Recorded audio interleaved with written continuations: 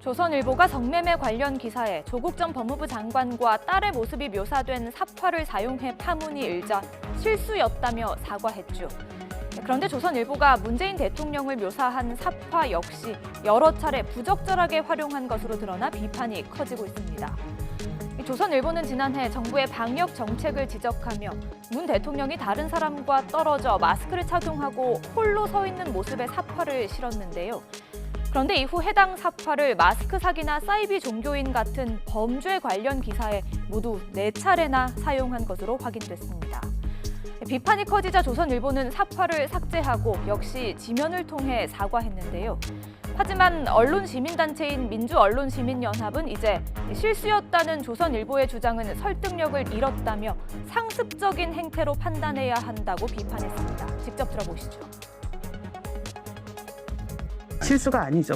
독자들도 예상하시겠지만 신문사 편집국이라는 게 기자가 그냥 혼자 써서 기사를 출고할 수가 없습니다. 데스킹도 하고요.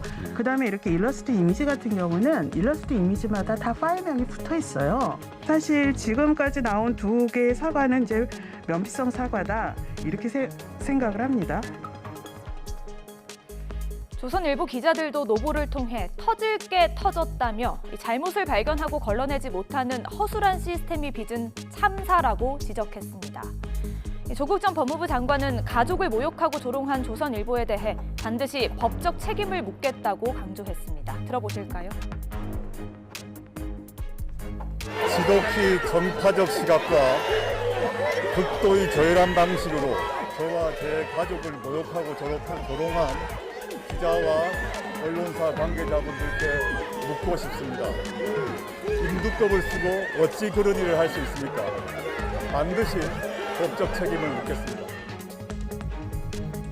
특히 조 전 장관은 미국의 LA 조선일보가 논란이 된 조선일보의 해당 기사와 삽화를 그대로 사용한 것으로 확인되자 미국에서의 소송 가능성도 내비쳤는데요. SNS를 통해 미국에서 1억 달러, 우리 돈 1,140억 원에 이르는 손해배상 청구 소송이 가능하다는 언론 기사를 공유하며 소송을 검토하고 있다고 밝혔습니다. 미국은 한국과 다르게 언론에 대한 징벌적 손해배상 제도가 있어 사안에 따라 거액의 배상금 판결이 내려지기도 하는데요.